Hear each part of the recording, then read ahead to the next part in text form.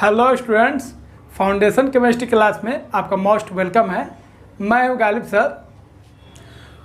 तो पहले वाले लेक्चर में हम लोग पढ़ चुके थे केमिकल रिएक्शन को कैसे बैलेंस करते हैं और बहुत सारे क्वेश्चन हम लोग किए थे और हीट एंड ट्रायल मेथड से और ABCD मेथड से हम लोग क्वेश्चन को सॉल्व किए थे, बैलेंस किए थे।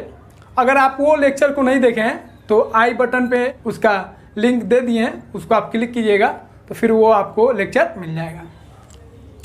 तो अब हम लोग पांचवा लेक्चर में बात करेंगे। तो बहुत सारे टाइप के केमिकल रिएक्शन होते हैं जिसको हम लोग स्टडी करेंगे। तो इसको दो पार्ट में करेंगे, एक इस लेक्चर में और कुछ जो और पार्ट है different types of chemical reaction को, उसको हम लोग अगले लेक्चर में पढ़ेंगे। तो पहले टोटल हम लोग बात करते हैं कितने टाइप के केमिकल रिएक्शन होते हैं, फिर हम लोग उसको दो पार्ट में पढ़ेंगे।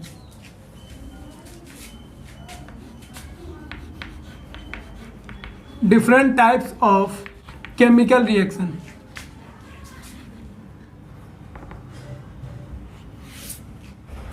फर्स्ट होता है थर्मोकेमिकल रिएक्शन,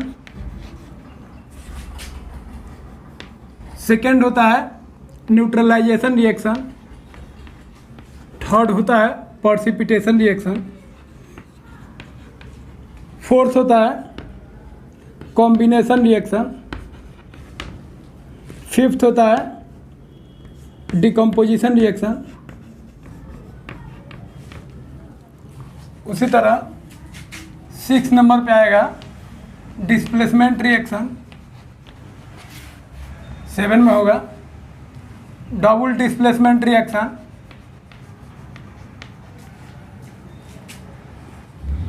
8 में होगा रिडॉक्स रिएक्शन। तो 10th क्लास में हम लोगों को इतना टाइप का रिएक्शन आता है। तो कुछ रिएक्शन जनरल है, जैसे न्यूट्रलाइजेशन रिएक्शन जनरल है, प्रेसिपिटेशन रिएक्शन जनरल है, थर्मोकेमिकल रिएक्शन जनरल है। बाकी इस चैप्टर में हम लोगों को सीखना है। तो इसको दो पार्ट में हम बांट दिए हैं। फर्स्ट में हम लोग सीखेंगे थर्मोकेमिकल, न्यूट्रलाइजेशन, प्रेसिपिटेशन, कॉम्बिनेशन और डिकम्पोजिशन रिएक्शन क्या है। फिर अगले लेक्चर में हम लोग सीखेंगे displacement reaction, double displacement reaction और रिडॉक्स रिएक्शन, क्योंकि सब में थोड़ा सा लेंदी होगा, ज़्यादा कंटेंट इसमें होगा और इसमें और भी चीज़ आपको सीखना होता है, इसीलिए इसमें ज़्यादा टाइम लगेगा। और रिडॉक्स रिएक्शन को हमको डिटेल में सीखना है, उसका मेथड भी सीखना है, इसीलिए इसमें ज़्यादा टाइम लगेगा। तो इसको अगले लेक्चर में हम लोग सीखेंगे।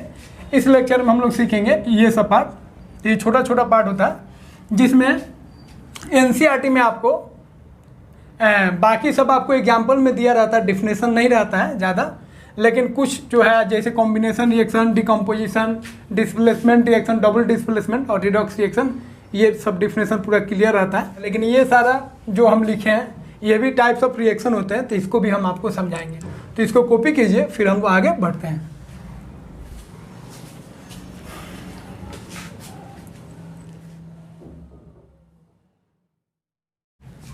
तो हम लोग जान गए 8 टाइप्स के डिफरेंट हम लोग को केमिकल रिएक्शन पढ़ना है, जिसमें हम लोग फर्स्ट स्टार्ट करने जा रहे हैं थर्मोकेमिकल रिएक्शन क्या होता है।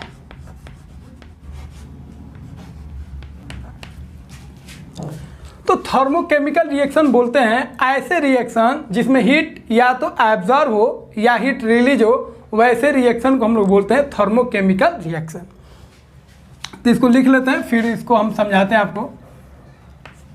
Those reaction which are carried out by either absorption or release of energy। तो क्लियर है, ऐसे रिएक्शन जिसमें या तो एनर्जी एब्जॉर्ब हो या तो एनर्जी रिलीज हो, वैसे रिएक्शन को हम लोग क्या बोलेंगे, थर्मोकेमिकल रिएक्शन। अब आप जानते हैं ये थर्मोकेमिकल रिएक्शन दो टाइप का हो जाएगा, एक होगा एक्सोथर्मिक रिएक्शन और एक होगा एंडोथर्मिक रिएक्शन। तो थर्मोकेमिकल रिएक्शन दो टाइप का हो जाएगा,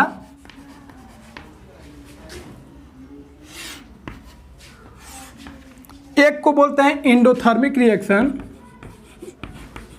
और एक को बोलेंगे एक्सोथर्मिक रिएक्शन। तो डिफिनेशन लिख लेते हैं, फिर इस दोनों का मतलब समझाते हैं, दोनों में क्या डिफरेंस होता है। इंडोथर्मिक बोलेंगे those reaction in which energy is absorbed during the reaction are called endothermic reaction. उसी तरह एक्सोथर्मिक रिएक्शन को बोलेंगे those reaction in which energy is released during the reaction are called exothermic reaction.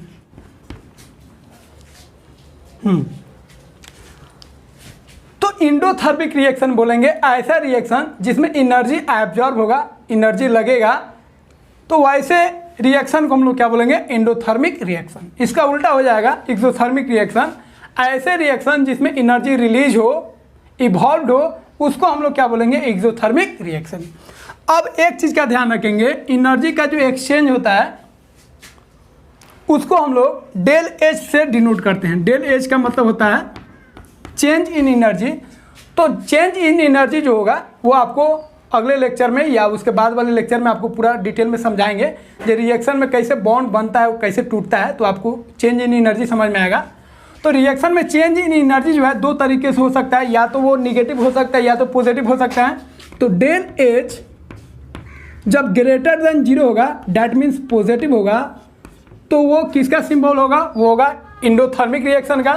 और जब del H का value less than 0 होगा, that means negative होगा, तो हम लोग समझेंगे जो थर्मिक रिएक्शन। तो जहाँ पे डेल एच का वैल्यू पॉजिटिव होगा तो आप समझेंगे वो रिएक्शन क्या है? इंडोथर्मिक रिएक्शन है। और जहाँ पे डेल एच का वैल्यू निगेटिव आएगा तो वैसे रिएक्शन को आप समझेंगे एक्सोथर्मिक रिएक्शन है। तो डेल एच को बोलते हैं चेंज इन एनर्जी, या उसी को हम लोग बोलते हैं चेंज इन इंथैल्पी। तो इंथैल्पी का मतलब आप समझेंगे एनर्जी। तो समझ गए? तो क्लियर है, इंडोथर्मिक में एनर्जी एब्जॉर्ब होता है और एक्सोथर्मिक रिएक्शन में एनर्जी क्या होता है? रिलीज होता है। तो दोनों एक दूसरे का उल्टा हो गया। इसमें डेल एच का वैल्यू ग्रेटर देन 0 होगा, मतलब पॉजिटिव होगा, और उसमें एक्सोथर्मिक में डेल एच का वैल्यू 0 होगा, 0 से लेस देन होगा, डैट मीन्स निगेटिव होगा। इसका हम लोग ध्यान रखेंगे। अब यहाँ पे दोनों में देखिए, यहाँ पे एनर्जी एब्जॉर्ब हो रहा है और यहाँ पे एनर्जी रिलीज हो रहा है। तो आपको ध्यान रखना पड़ेगा, वो एनर्जी जो होगा, एनर्जी अलग अलग फॉर्म में हो सकता है।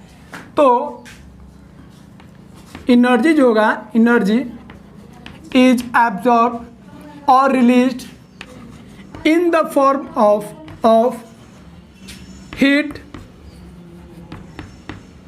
लाइट, इलेक्ट्रिसिटी और साउंड ETC।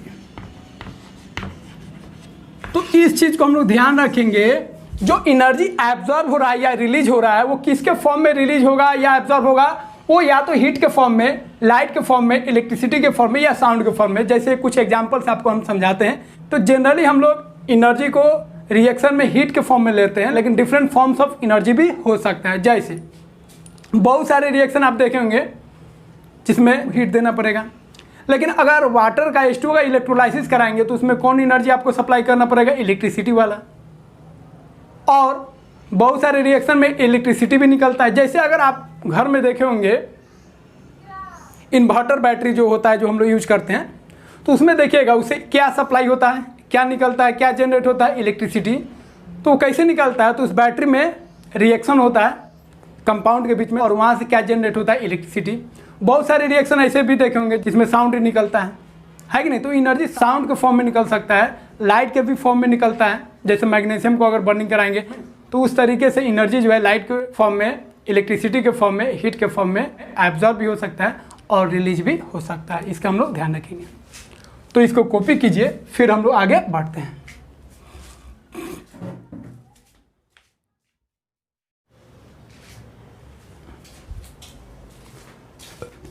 अब एक दो हम लोग एग्जाम्पल देख लेते हैं।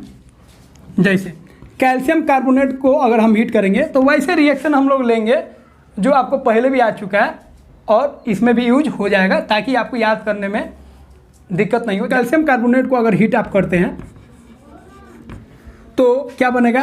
कैल्शियम ऑक्साइड बनेगा, प्लस क्या बनेगा? कार्बन डाइऑक्साइड बनेगा। तो यहाँ पे हम बैलेंस नहीं कर रहे हैं, अपना बैलेंस कर लीजिएगा। तो यहाँ पे हीट क्या हुआ, एब्जॉर्ब हुआ, तो ये जो होगा ये किसका एग्जाम्पल हो गया, एंडोथर्मिक रिएक्शन का। तो यहाँ पे डेल एच जो होगा, चेंज इन इंथैल्पी जो होगा वो ग्रेटर देन 0 होगा, डैट मीन्स क्या होगा, पॉजिटिव होगा। अगर एक्सोथर्मिक रिएक्शन का बात करेंगे तो किसी सब्सटेंस का कॉम्बसन ले लीजिए, या मैग्नीशियम को जब हम कॉम्बसन कराएंगे तो क्या बनेगा, मैग्नीशियम ऑक्साइड बनेगा, पहले हम लोग पढ़ चुके हैं। तो इससे क्या होगा, एनर्जी रिलीज होगा, तो यहाँ पे हीट रिलीज होता है, तो क्या होगा, एनर्जी होगा, तो यहाँ पे एनर्जी रिलीज हो रहा है, तो ये किसका एग्जाम्पल हो गया, एक्सोथर्मिक रिएक्शन का। तो जहाँ पे हीट रिलीज होगा उस केस में हम लोग क्या बोलते हैं, उसमें चेंज इन इंथैल्पी जो होगा लेस देन 0 होगा, डैट मीन्स निगेटिव होगा, इसका हम लोग ध्यान रखेंगे। तो बहुत सारा एग्जाम्पल मिलेगा जिसमें एनर्जी रिलीज होगा, और बहुत सारा ऐसा एग्जाम्पल मिलेगा आपको जहाँ पे एनर्जी जो होगा एब्जॉर्ब होगा। तो जनरली हम लोग हीट के टर्म में लिखते हैं, लेकिन बच्चे के दिमाग में ये हो जाता है जे हीट ही एब्जॉर्ब होगा और रिलीज होगा, तो ये आप ध्यान रखिएगा, एनर्जी एब्जॉर्ब होगा या रिलीज होगा, और एनर्जी हीट के फॉर्म में या इलेक्ट्रिसिटी के फॉर्म में या साउंड के फॉर्म में या लाइट के फॉर्म में रिलीज और एब्जॉर्ब हो सकता है, ध्यान रखेंगे। बहुत सारा रिएक्शन ऐसा भी होगा जो लाइट से होगा, इसी में हम लोग पढ़ेंगे, सीखेंगे, तो इसको कॉपी कीजिए। फिर हम लोग अगला रिएक्शन देखते हैं, न्यूट्रलाइजेशन रिएक्शन।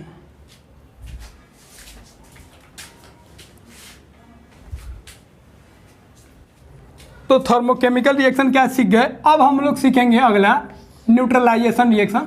तो ये सब जनरल रिएक्शन है, हर एक जगह यूज होता है न्यूट्रलाइजेशन रिएक्शन। तो ये अगला चैप्टर में भी आएगा, एसिड बेस में। तो न्यूट्रलाइजेशन रिएक्शन बोलेंगे, नाम ही है इसका न्यूट्रल। तो न्यूट्रलाइजेशन रिएक्शन का मतलब हो जाएगा जब एसिड और बेस रिएक्ट करेगा तो क्या बनेगा, सॉल्ट बनेगा प्लस वाटर बनेगा। तो एसिड और बेस रिएक्ट करके एक दूसरे को न्यूट्रलाइज कर देता है और सॉल्ट का फॉर्मेशन करता है, वाटर का फॉर्मेशन करता है, इसीलिए ऐसे रिएक्शन को हम लोग बोलते हैं न्यूट्रलाइजेशन रिएक्शन। तो इसका डिफिनेशन आप लिख सकते हैं, those reaction in which acid and base react together to form salt and water are called neutralization reaction।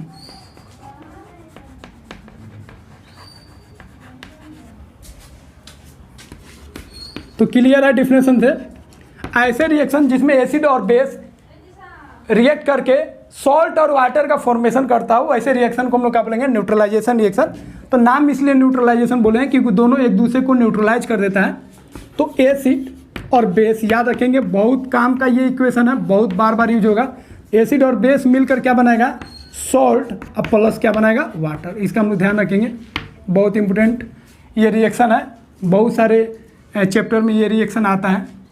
जैसे एक दो एग्जाम्पल हम लोग ले लेते हैं। तो कोई एसिड ले लीजिए या कोई बेस ले लीजिए, तो ये ज़रूरी नहीं है कि फर्स्ट में एसिड ही लेंगे, आप बेस भी ले सकते हैं, कोई फ़र्क नहीं पड़ेगा। तो एसिड बेस के साथ रिएक्ट करे या बेस एसिड के साथ रिएक्ट करे, जो प्रोडक्ट बनेगा वो सेम बनेगा। जैसे एक एसिड ले लीजिए या एक बेस ले लीजिए, एक बेस ले लेते हैं NaOH प्लस एक एसिड ले लेते हैं H2SO4, कोई भी एसिड आप ले सकते हैं। जब ये दोनों रिएक्ट करेगा तो Na कंबाइंड हो जाएगा SO4 के साथ। ये आपको कैसे समझ में आएगा, ये प्लस में टूटेगा, ये माइनस में, ये टूटेगा प्लस में और ये टूटेगा -2 होगा। अब प्लस वाला माइनस के साथ कंबाइंड होगा और ये माइनस वाला प्लस के साथ कंबाइंड होगा। तो प्रोडक्ट क्या बनेगा, आप देख लीजिए, सॉल्ट बनेगा Na2SO4, अब प्लस OH और H मिलके क्या बनाएगा, H2।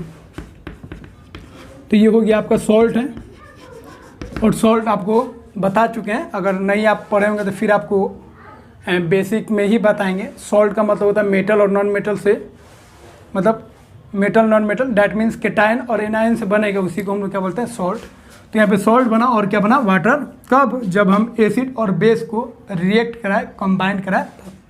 तो ये एग्जांपल होगा न्यूट्रलाइजेशन रिएक्शन का। बहुत सारे एग्जांपल आप लिख सकते हैं, कोई एसिड एक ले लेना है और कोई बेस ले लेना है। मान लीजिए कोई आप बेस ले लिए कैल्शियम हाइड्रोक्साइड, और आप एक एसिड ले लिए हाइड्रोक्लोरिक एसिड, इसको जब कंबाइन कराएंगे तो क्या बनेगा, ये प्लस माइनस के साथ है और ये माइनस किसके साथ, प्लस के साथ। तो क्या बनेगा CaCl2 अब प्लस क्या बनेगा H2। तो इसको हम लोग ध्यान रखेंगे। तो एक लेक्चर जो है 11th का ही लेक्चर है और 9th का भी लेक्चर है, वो सेम टू सेम है। 9th में भी काम आता है, 11th में भी काम आता है, जिसमें हम लोग फार्मूला बनाना और फार्मूला का नेमिंग कैसे करेंगे, इनऑर्गेनिक कंपाउंड में आयनिक कंपाउंड का कोवलेंट कंपाउंड को कैसे नेमिंग करें वो सीखेंगे। वो आपको वो जनरल लेक्चर होगा, वो लेक्चर 5, 6 करके ऐसे नंबरिंग नहीं होगा, जनरल लेक्चर होगा, उसको डाल देंगे, उसको आप देख लीजिएगा। तो ये सब फार्मूला लिखना आपके लिए क्या हो जाएगा, आसान हो जाएगा और उससे केमिकल रिएक्शन को समझना आसान हो जाएगा। ये किसका एग्जाम्पल हो गया, ये एग्जाम्पल हो गया न्यूट्रलाइजेशन रिएक्शन। तो न्यूट्रलाइजेशन रिएक्शन क्या होता है हम लोग समझ गए। अब इसको कॉपी कीजिए, अगला रिएक्शन हम लोग पढ़ते हैं।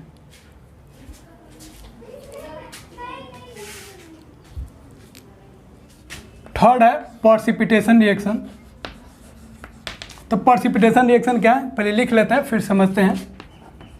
Those reaction in which aqueous solution of two compounds combined to form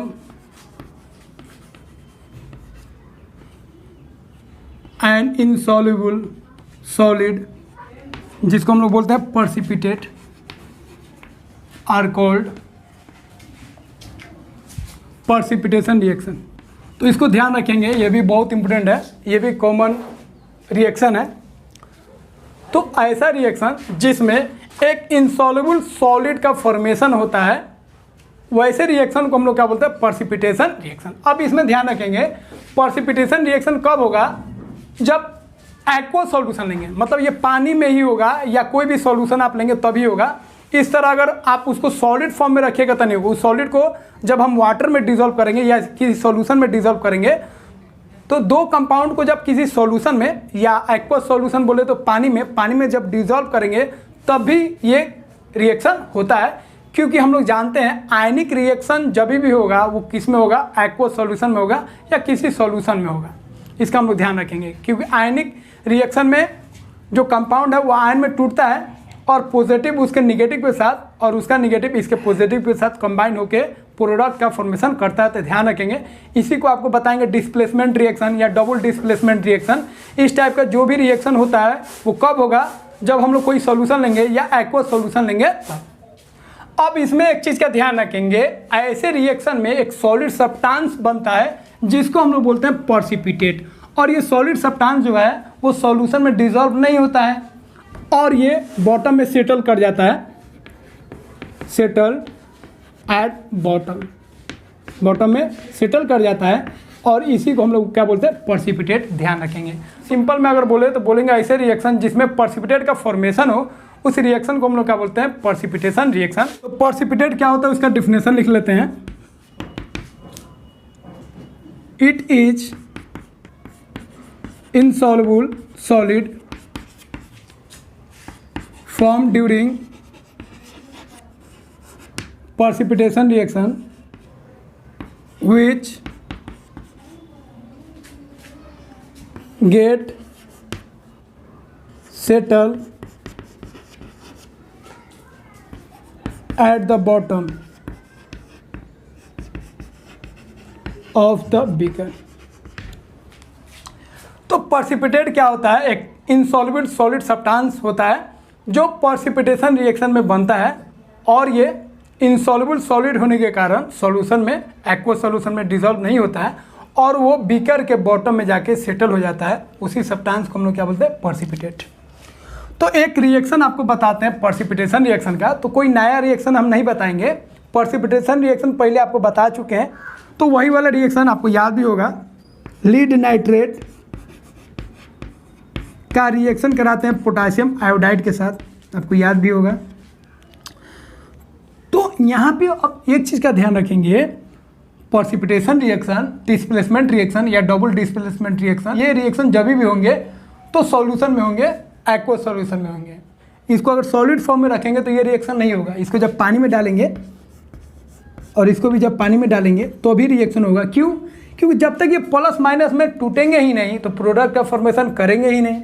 तो ये आयनिक रिएक्शन होता है। तो आयनिक रिएक्शन जब भी होगा, आयनिक रिएक्शन किसको बोलेंगे? जो प्लस माइनस में टूटे, प्लस इसका प्लस उसके माइनस के साथ, इसका माइनस उसके प्लस के साथ, तो प्लस माइनस में जो टूटता है उसको आयन बोलते हैं, और उस रिएक्शन को हम लोग क्या बोलते हैं? आयनिक रिएक्शन। तो आयनिक रिएक्शन जब भी होगा, आप ध्यान रखिएगा, तो उसके लिए सॉल्यूशन का होना मस्ट है, और हमारा सबसे बेस्ट सॉल्यूशन कौन है? एक्वस सॉल्यूशन, मतलब पानी। तो इसको जब वाटर में डिसॉल्व करेंगे, एक्वस सॉल्यूशन में डालेंगे, तो ये टूटेगा प्लस में और ये टूटेगा माइनस में, फिर ये टूटेगा प्लस में और ये टूटेगा माइनस में। तो इसका प्लस इसके माइनस के साथ और इसका माइनस इसके प्लस के साथ, तो क्या प्रोडक्ट बनेगा? खुद बना लीजिए। तो ये बनेगा लीड आयोडाइड, अब प्लस क्या बनेगा? Potassium nitrate. अब यहाँ पे आपको गौर करना है, ये जो लीड आयोडाइड बना है ये इनसॉल्युबल सॉलिड होगा। इनसॉल्युबल सॉलिड मतलब ये सॉल्यूशन में नहीं डिजॉल्व होगा, और इसी को बोलेंगे पर्सिपिटेट। पर्सिपिटेट, यही इसी को क्या बोलेंगे? पर्सिपिटेट। और इसका जो कलर होगा वो कौन कलर होगा? येलो कलर का हो जाएगा। तो येलो को येलो से लिख दे रहे हैं, तो ये येलो कलर का होता है। और ये जो होगा ये एक्वस सॉल्यूशन में ये डिजॉल्व हो जाएगा, ध्यान रखेंगे। तो ये डिजॉल्व नहीं होगा, लेकिन ये सॉल्यूशन में डिजॉल्व हो जाएगा। तो ये सॉलिड, तो ये इनसॉल्युबल सॉलिड होगा, जो सॉल्यूशन में डिजॉल्व नहीं होगा, ये नीचे जाके सेटल कर जाएगा बीकर के बॉटम में, और इसी को हम लोग बोलेंगे पर्सिपिटेट। तो पर्सिपिटेट किस रिएक्शन में बनता है? तो पर्सिपिटेशन रिएक्शन में बनता है, इसीलिए इसका नाम है पर्सिपिटेशन रिएक्शन। ऐसा रिएक्शन जिसमें पर्सिपिटेट का फॉर्मेशन हो। तो ये आपका सिंपल सा हो गया। अब इसको आप कॉपी कीजिए, फिर हम लोग अगला रिएक्शन सीखते हैं।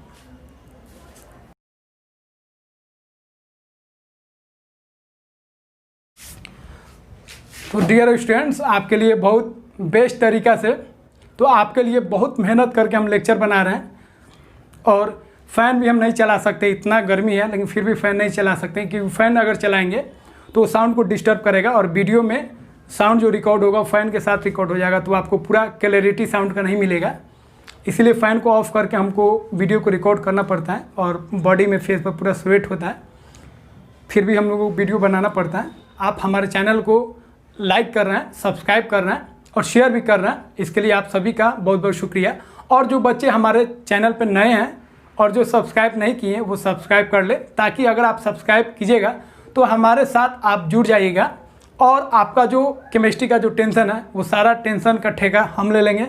आपको कुछ भी नहीं करना है, जो हम बताएंगे उस गाइडलाइन को फॉलो करना है। बाकी जो आपका केमिस्ट्री का वीक पॉइंट है उस सारा टेंशन हमको है, पूरा ठेका हम लेंगे, और आपको केमिस्ट्री में आपका जो फाउंडेशन है उसको कैसे स्ट्रॉन्ग करना है, कैसे मजबूत करना है, उस सारा टेंशन मेरा रहेगा। बस आपका काम है, हम जो गाइडलाइन देंगे, जो चीज़ आपको बोलेंगे, जो वे आपको बताएंगे उसको फॉलो करना है, और डेफिनेट एकदम गारंटी आपका केमिस्ट्री का जो कॉन्सेप्ट है वो 11th में हो, 12th में हो, 10th में हो या 9th में हो, बेस्ट से बेस्ट होगा। तो अगला हम लोग स्टार्ट करते हैं 4 नंबर कॉम्बिनेशन रिएक्शन। तो यहाँ से बहुत मेन पार्ट है कॉम्बिनेशन रिएक्शन। तो कॉम्बिनेशन रिएक्शन नाम से ही जाहिर है, जब 2 या 2 से अधिक रिएक्टेंट कंपाउंड्स मिलकर एक सिंगल प्रोडक्ट का फॉर्मेशन करेगा तो उसको हम लोग क्या बोलेंगे? Combination reaction. तो पहले हम लोग डिफिनेशन लिख लेते हैं, फिर हम इसको समझाते हैं। Those reaction in which 2 or more reactant combine together to form a single product are called combination reaction। तो कॉम्बिनेशन रिएक्शन का मतलब हो गया ऐसे रिएक्शन जिसमें 2 या 2 से अधिक रिएक्टेंट मिलकर एक सिंगल प्रोडक्ट, एक सिंगल सब्सटेंस का फॉर्मेशन करेगा, उसको हम लोग क्या बोलेंगे? उसको हम लोग बोलेंगे कॉम्बिनेशन रिएक्शन। अब ध्यान रखेंगे, रिएक्टेंट जो है एलिमेंट भी हो सकता है, कंपाउंड भी हो सकता है। तो एलिमेंट एलिमेंट से कंबाइन कर सकता है, या एलिमेंट कंपाउंड के साथ रिएक्ट कर सकता है, या कंपाउंड कंपाउंड के साथ रिएक्ट कर सकता है। इसका हम लोग ध्यान रखेंगे।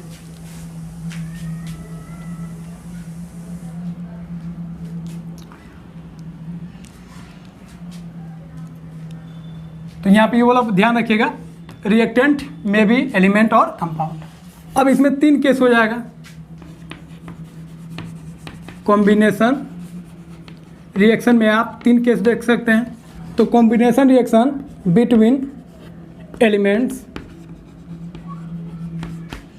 combination reaction between compounds और combination reaction between element and compound।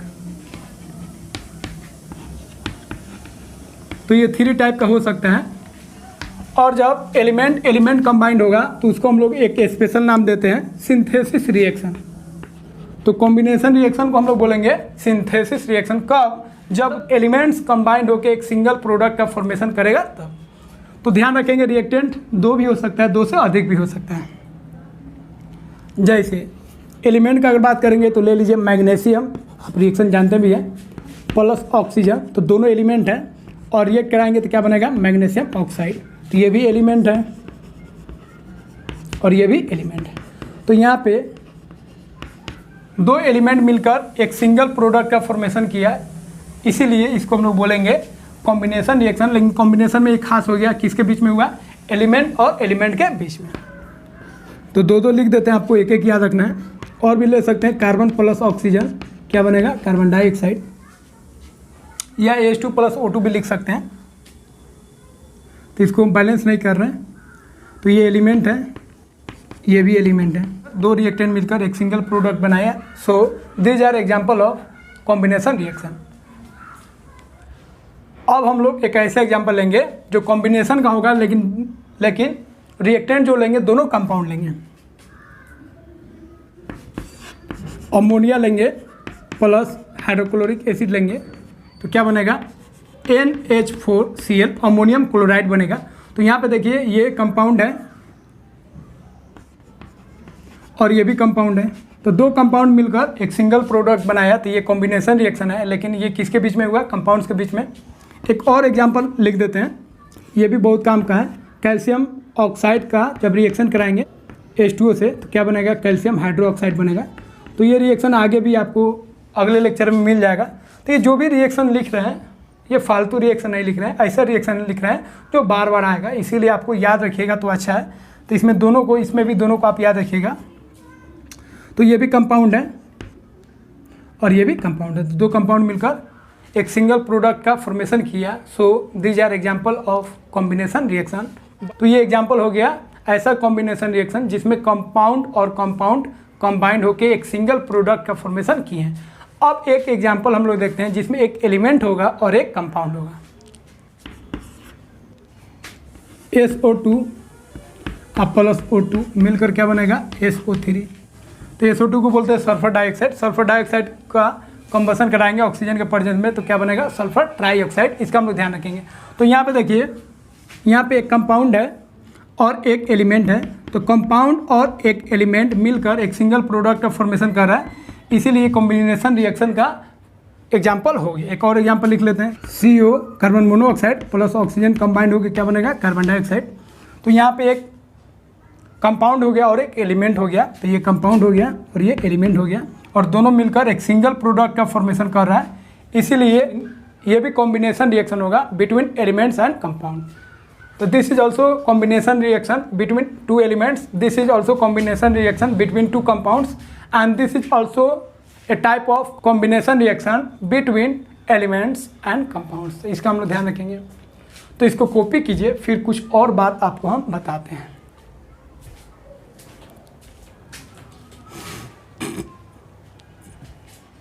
तो कॉम्बिनेशन रिएक्शन क्या है आपको बता दिए। अब आपको पहले बता चुके हैं, जो भी हम टॉपिक पढ़ाएंगे, चैप्टर पढ़ाएंगे, पूरा कंप्लीट पढ़ाएंगे और पूरा कॉन्सेप्चुअल पढ़ाएंगे। तो यहाँ पे कॉम्बिनेशन रिएक्शन डिफिनेशन जान गए और उसका एग्जाम्पल जान गए तो कहानी तो ख़त्म हो गया। लेकिन इसमें एक क्वेश्चन एराइज होता है, ये एग्जाम में नहीं ये पूछा जाता है लेकिन आपके लिए बहुत ज़रूरी है। कॉम्बिनेशन रिएक्शन जो है वो एक्सोथर्मिक रिएक्शन होगा कि इंडोथर्मिक रिएक्शन होगा? अब बताइए, सोचिए, पहले आप सोच लीजिए फिर हम बताते हैं। तो देखिए, कॉम्बिनेशन रिएक्शन जो होता है वो दोनों होता है, मे बी इंडोथर्मिक और मे बी एक्सोथर्मिक। ज़्यादातर कॉम्बिनेशन रिएक्शन एक्सोथर्मिक होता है, इसीलिए हम लोग बोल सकते हैं it is generally exothermic, but in some cases it may be endothermic. ध्यान रखेंगे। तो दोनों होता है। अगर ऑब्जेक्टिव में आएगा तो एक्सोथर्मिक नहीं लगाएंगे, दोनों होगा। एक्सोथर्मिक ध्यान रखेंगे। तो एक्सोथर्मिक का तो बहुत सारा एग्जाम्पल, जो आप एग्जाम्पल देख रहे हैं सुन रहे हैं सारा एक्सोथर्मिक का एग्जाम्पल है। तो इंडोथर्मिक का एग्जाम्पल कौन है, तो लिख देते हैं, उसको आप ध्यान रखिएगा। जैसे कार्बन का कंबसन कराना, मैग्नीशियम का कंबसन, कोई भी रिएक्शन अगर कॉम्बिनेशन रिएक्शन लिख रहे हैं तो सब क्या है, वो सब एक्सोथर्मिक होगा। लेकिन कुछ एग्जाम्पल इंडोथर्मिक का भी है। जैसे नाइट्रोजन प्लस ऑक्सीजन मिलकर बनाता है नाइट्रोजन मोनोऑक्साइड। अब यहाँ पे ये जो एग्जाम्पल है, ये एग्जाम्पल है कॉम्बिनेशन रिएक्शन का, कोई डाउट नहीं है आपको, कॉम्बिनेशन तो होगा ही। लेकिन ये जो होगा क्या होगा, इंडोथर्मिक, याद रखेंगे। इसमें आपको हीट देना पड़ेगा। तो आपको ध्यान रखना है, कॉम्बिनेशन रिएक्शन जो होगा जनरली मतलब ज़्यादातर एक्सोथर्मिक होगा, but in some cases it may be endothermic. Very very important उन बच्चों के लिए जो एनसीईआरटी के अलावा कुछ और कॉन्सेप्ट जानना चाहते हैं, इसके लिए ध्यान रखेंगे। तो ये क्वेश्चन एग्जाम में तो नहीं पूछेगा, लेकिन ये जानना हमारे लिए ज़रूरी है। जो कॉम्बिनेशन रिएक्शन एक्सोथर्मिक होगा कि इंडोथर्मिक होगा, तो आप लिखिएगा जनरली एक्सोथर्मिक होगा, but in some cases it may be endothermic. तो इसको कॉपी कीजिए। अब हम लोग अगला रिएक्शन पढ़ते हैं।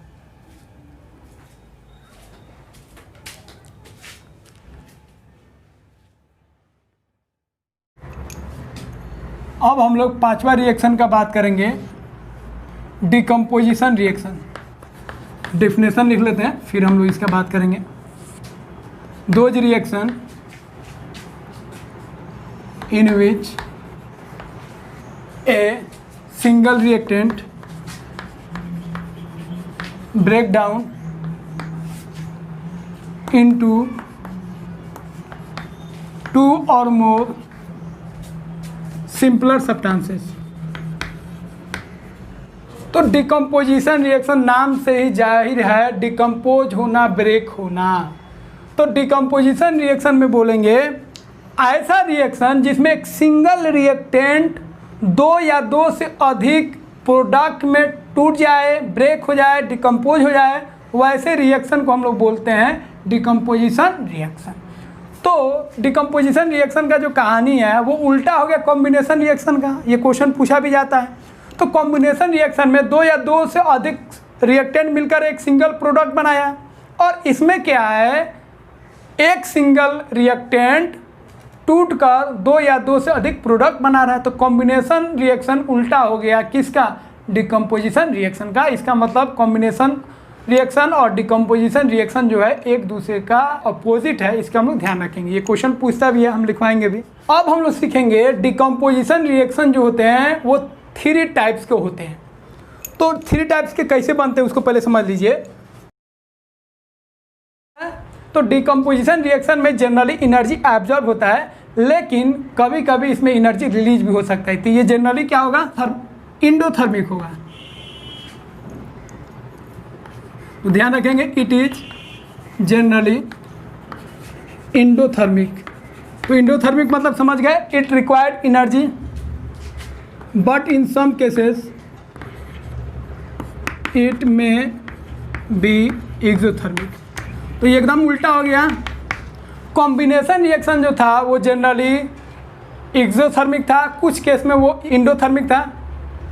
उसी तरह डिकम्पोजिशन रिएक्शन वो था एक्सोथर्मिक, ये होगा इंडोथर्मिक, लेकिन ये कुछ केस में ये भी क्या हो जाएगा, एक्सोथर्मिक। जैसे एग्जांपल देखते हैं, वही वाला एग्जांपल को उल्टा कर दीजिए। उसमें नाइट्रोजन ऑक्सीजन मिलके नाइट्रोजन मोनोऑक्साइड बना रहा था, यहाँ पे नाइट्रोजन मोनोऑक्साइड डिकम्पोज हो जाएगा नाइट्रोजन और प्लस ऑक्सीजन में, और इसमें हीट भी क्या होगा, रिलीज होगा। ध्यान रखेंगे। तो ये आपका किसका एग्जाम्पल हो गया, डिकम्पोजिशन रिएक्शन का। तो ये डिकम्पोजिशन रिएक्शन का है क्योंकि इसमें एक single reactant, single substance break हो रहा है, दो सब्सटेंस में दो प्रोडक्ट का फॉर्मेशन कर रहा है या दो से अधिक बना है, तो उस रिएक्शन को क्या बोलते हैं, डिकम्पोजिशन रिएक्शन। तो ये डिकम्पोजिशन रिएक्शन है, लेकिन डिकम्पोजिशन रिएक्शन जनरली क्या होता है, इंडोथर्मिक। यहाँ पे कौन सा केस आ गया, एक्सोथर्मिक। तो ये एक्सोथर्मिक है, इसका आप ध्यान रखिएगा। ये हो गया आपका एक्सेप्शन। तो एक्सेप्शन ध्यान रखिएगा तो काम आएगा। तो इसको कॉपी कीजिए, उसके बाद आपको बताते हैं डिकम्पोजिशन रिएक्शन कितने टाइप के होते हैं।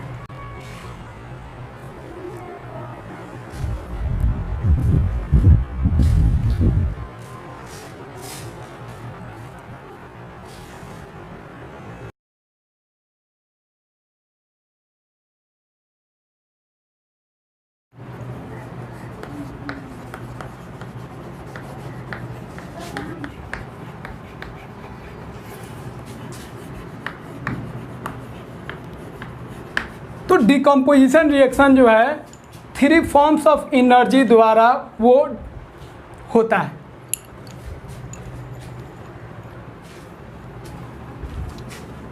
ध्यान रखेंगे, एंडोथर्मी,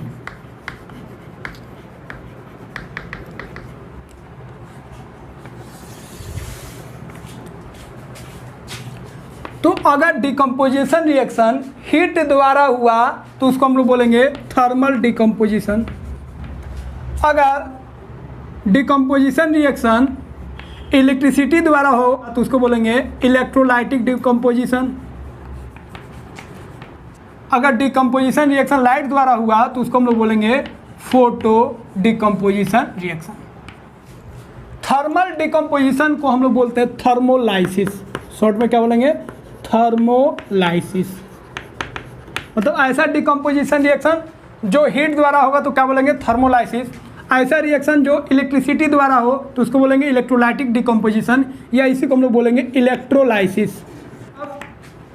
डिकम्पोजिशन रिएक्शन लाइट द्वारा हो तो फोटो का मतलब होता है लाइट, याद रखेंगे। लाइट द्वारा हो तो उसको बोलेंगे फोटो डिकम्पोजिशन, या उसी को बोलते हैं फोटोलाइसिस। एक चीज़ और ध्यान रखिएगा, फोटो डिकम्पोजिशन बोलिए या फोटो केमिकल डिकम्पोजिशन बोलिए या फोटोलाइटिक डिकम्पोजिशन बोलिए, तीनों का मतलब सेम होता है। तो फोटो डिकम्पोजिशन, फोटोलाइटिक डिकम्पोजिशन या फोटो केमिकल डिकम्पोजिशन, तीनों का मतलब सेम होता है। तो क्लियर है? थर्मोलाइसिस का मतलब हो गया ऐसा डिकम्पोजिशन रिएक्शन जो किसके द्वारा हो? हीट के द्वारा हो, हीट एनर्जी द्वारा हो।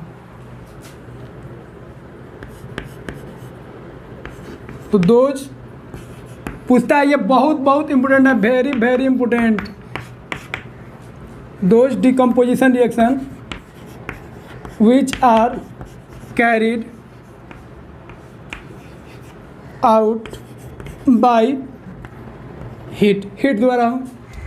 तो एनर्जी तो एब्जॉर्ब होगा डिकम्पोजिशन रिएक्शन में। डिकम्पोजिशन रिएक्शन एंडोथर्मिक तो होगा, लेकिन एनर्जी जो एब्जॉर्ब होगा डिकम्पोजिशन रिएक्शन द्वारा, वो एनर्जी एब्जॉर्ब होगा in the form of heat और in the form of electricity और in the form of light. ध्यान रखेंगे। फिर इसका हम लोग लिख सकते हैं, those decomposition reactions which are carried out by electricity. इसको हम लोग बोलेंगे those decomposition reaction which are carried out by light। तो क्लियर है? हीट द्वारा होगा तो थर्मोलाइसिस, इलेक्ट्रिसिटी द्वारा होगा इलेक्ट्रोलाइसिस, और लाइट द्वारा होगा तो क्या बोलेंगे? फोटोलाइसिस। तो दोनों नाम याद रखेंगे, डिफिनेशन याद रखेंगे। अब डिफिनेशन के साथ साथ सिंगल डिफिनेशन पूछ सकता है या तीनों पूछ सकता है, और एग्जाम्पल भी आपको बोलेगा। एग्जाम्पल आप बताइए, तो एग्जाम्पल लिख देते हैं, उसको आप ध्यान रखिएगा। तो हीट द्वारा डिकम्पोजिशन रिएक्शन हो तो आप जानते हैं कैल्शियम कार्बोनेट को हीट कीजिएगा तो ये डिकम्पोज होगा कैल्शियम ऑक्साइड और प्लस कार्बन डाइऑक्साइड। ध्यान रखेंगे। और जब भी लिखेंगे आप एग्जाम में बैलेंस फॉर्म में लिखेंगे तो आप बैलेंस कर लीजिएगा। सेकेंड, जब हम लीड नाइट्रेट, ये भी आपको बता चुके हैं, लीड नाइट्रेट को जब हम हीट करेंगे तो क्या बनेगा? लीड ऑक्साइड, पहले भी बता चुके हैं, प्लस नाइट्रोजन डाइऑक्साइड और प्लस O2। इसका हम लोग ध्यान रखेंगे। उसी तरह अगर इलेक्ट्रोलाइसिस का बात करेंगे तो इलेक्ट्रोलाइसिस में सबसे बेस्ट एग्जांपल हो जाएगा H2O का। H2O का जब इलेक्ट्रोलाइसिस कराएंगे तो H2O का इलेक्ट्रोलाइसिस कैसे कराएंगे आपको इसी चैप्टर में पढ़ना है। तो अभी ये सब हो जाएगा, तो अगले लेक्चर में आपको वाटर का इलेक्ट्रोलाइसिस कराएंगे और उस पर क्वेश्चन भी पूछता है, उसमें आपको बताएंगे। तो H2O का इलेक्ट्रोलाइसिस अगर कराते हैं तो क्या बनेगा H2 अब प्लस क्या बनेगा O2। उसी तरह अगर आप एल्युमिनियम ऑक्साइड का अगर इलेक्ट्रोलाइसिस कराते हैं तो क्या बनेगा एल्युमिनियम अब प्लस क्या बनेगा ऑक्सीजन। इसका हम लोग ध्यान रखेंगे। तो इलेक्ट्रोलाइसिस का यूज भी होता है मेटल नॉन मेटल में। आप सीखिएगा मेटल को जब एक्सट्रैक्ट करते हैं मिनरल से तो उसमें भी इलेक्ट्रोलाइसिस का यूज करते हैं। तो मेटल को मिनरल से जब प्यूरिफाई करते हैं तो उसमें इलेक्ट्रोलाइसिस प्रोसेस का हम लोग यूज करते हैं, तो उसमें भी हम लोग सीखेंगे। फोटोलाइसिस का अगर एग्जांपल लेंगे तो सिल्वर क्लोराइड को आप किसी पॉट में, चाइना डिश में, वाच ग्लास में रखिए और उसको जब सनलाइट के प्रेजेंस में रखिएगा, लाइट के प्रेजेंस में सनलाइट, तो वो ब्रेक कर जाएगा सिल्वर और प्लस क्लोराइड में। अब यहाँ पे देखिए AgCl जो था वो किस कलर था, किस कलर का था, वाइट कलर का। तो वाइट से लिख देते हैं, वाइट कलर का था। लेकिन जैसे ही उसको लाइट में रखिएगा तो वो डिकम्पोज हो जाएगा Ag मतलब सिल्वर प्लस क्लोरीन में। और हम लोग जानते हैं सिल्वर जो होता है किस कलर का होता है, ग्रे कलर का। तो वाइट से आपका क्या हो जाएगा ग्रे। तो जैसे ही हम लोग पॉट में सिल्वर क्लोराइड को रखेंगे कुछ देर बाद वो क्या हो जाएगा ग्रे हो जाएगा। तो हम लोग समझ जाएंगे सिल्वर क्लोराइड डिकम्पोज हो गया सिल्वर में और किसमें, क्लोरीन में। सेकेंड इसी का भाई है AgBr, तो ये ब्रेक हो जाएगा सिल्वर और ब्रोमीन में। इसका हम लोग ध्यान रखेंगे।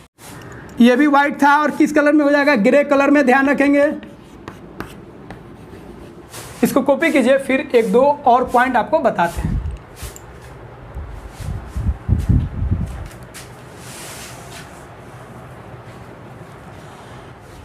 अब इसको आप ध्यान रखिएगा, ये दोनों रिएक्शन जो है, दिस रिएक्शन पूछता भी है question, this reaction are used in white and black photography.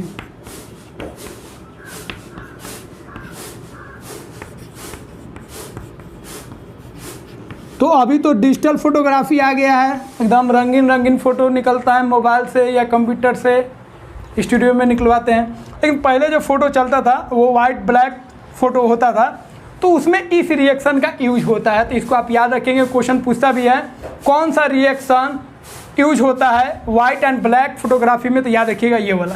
तो ये वाला आप ध्यान रखेंगे। अब इसको कॉपी कीजिए, एक और रिएक्शन लिखवाते हैं, फिर उस पर भी हम लोग बात करते हैं। एक रिएक्शन और ध्यान रखेंगे, हाइड्रोजन परऑक्साइड को जब लाइट के प्रेजेंस में रखेंगे तो ये ब्रेक हो जाएगा H2O और प्लस O2 में, ध्यान रखेंगे। और इसीलिए हाइड्रोजन परऑक्साइड को इसको हम लोग रखते हैं बोतल में रखते हैं, लेकिन ऐसा बोतल जिसमें लाइट पास नहीं करे। तो it is kept in coloured bottles to avoid it from light. तो इसका भी ध्यान रखेंगे, हाइड्रोजन परऑक्साइड इसको बोलते हैं। तो ये हाइड्रोजन परऑक्साइड को हम लोग कलर्ड बोतल्स में हम लोग रखते हैं ताकि उसे लाइट पास नहीं करे, क्योंकि लाइट पास होगा तो ये डिकम्पोज हो जाएगा। तो इसके डिकम्पोजिशन को बचाने के लिए, ये डिकम्पोज नहीं करे उसके लिए हम लोग क्या करते हैं, कलर बोतल में इसको रख देते हैं ताकि लाइट पास नहीं करे और वो डिकम्पोज नहीं हो। अब इसको कॉपी कीजिए।